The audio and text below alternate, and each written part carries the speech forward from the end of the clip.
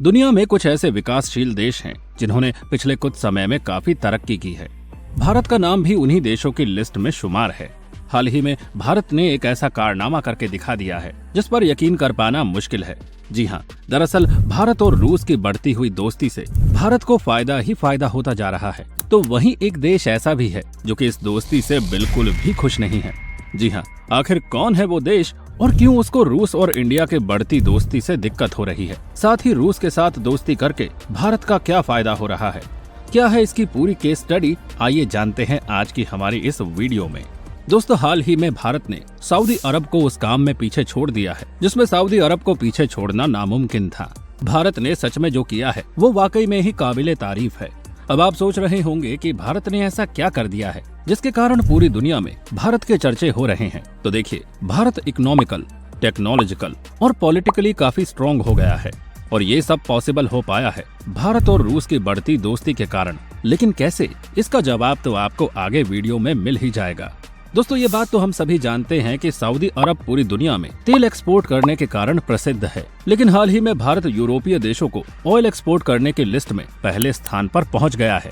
जी हाँ, आप ये सोच रहे होंगे कि अब तक तो सऊदी अरब ही तेल एक्सपोर्ट करने के मामले में नंबर 1 था, तो अब भारत नंबर 1 कैसे हो गया है? क्योंकि भारत तो ऑयल प्रोड्यूस ही नहीं करता है। तो दोस्तों, आपको बता दे, दरअसल ये सब भारत की जियोपॉलिटिक्स का कमाल है, तभी जाकर ये सब मुमकिन हो पाया है। ये बात तो हम सभी जानते हैं कि भारत में सालों पहले यूरोपियन कंपनी अपना राज करना चाहती थी, लेकिन आज वही भारत है जो पूरे यूरोप में एक्सपोर्ट करने वाला नंबर 1 देश बन चुका है। लगभग 1 साल पहले जब रूस ने यूक्रेन पर हमला किया था, तो उस समय भारत के अलावा बहुत देश ऐसे हैं जो रूस की इस हरकत को लेकर काफी परेशान हुए और रूस से अपने रिश्ते खत्म कर दिए। अमेरिका समेत कई देशों ने मिलकर रूस के खिलाफ एक के बाद एक सैंक्शन लगाने शुरू कर दिए। आज की डेट में रूस पर लगभग 14,000 सैंक्शन लग चुके हैं। रूस की भारत में तेल की भागीदारी कुछ समय पहले तक 1% तक ही थी, लेकिन इस हमले ने रूस की पूरी इक्वेशन को ही बदल कर रख दिया है। अब भारत अमेरिका और चाइना के बाद तीसरा सबसे बड़ा तेल का खरीदार बन चुका है।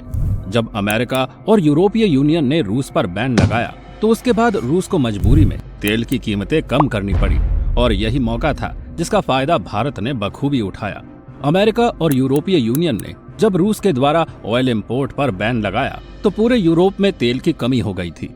लेकिन भारत ने तेल को खरीदकर पूरे यूरोप में तेल को एक्सपोर्ट करना शुरू कर दिया। रूस और यूक्रेन के युद्ध से पहले 1,54,000 बैरल ऑयल सप्लाई किया जाता था, लेकिन युद्ध के बाद 3,60,000 बैरल ऑयल भारत के द्वारा सप्लाई किया जा रहा है।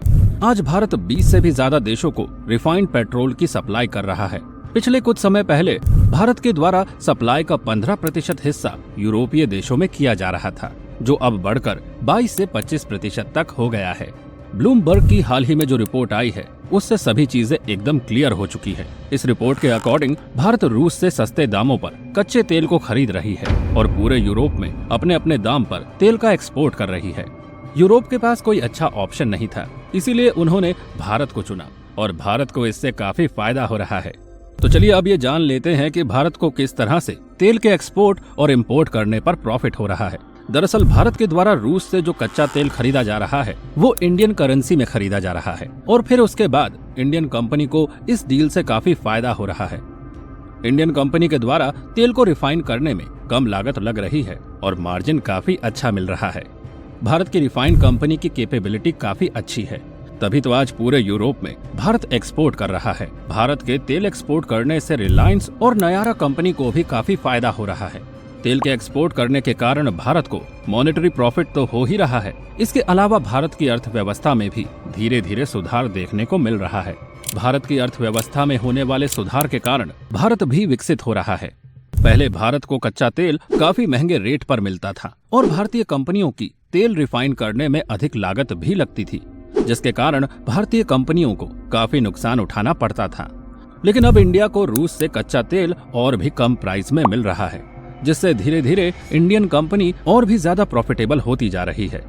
दोस्तों, अगर सब कुछ इसी तरह से चलता रहा तो जल्द ही इंडियन कंपनी की सिचुएशन इम्प्रूव हो जाएगी और वो फाइनेंशियली स्टेबल बन जाएगी।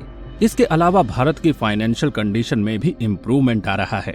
अब जल्द ही इंडिया डेवलप्ड कंट्री बन सकता है। तो दोस्तों, ये थी हमारी आज की वीडियो। वैसे आपको क्या लगता है, क्या वाकई में इंडिया आने वाले 10 सालों में फाइनेंशियल स्टेबिलिटी हासिल कर पाएगा, हमें कमेंट करके जरूर बताइएगा। साथ ही अगर आपको वीडियो पसंद आई हो तो इसको लाइक करके हमारे चैनल डीप स्कूप को सब्सक्राइब करना ना भूलें।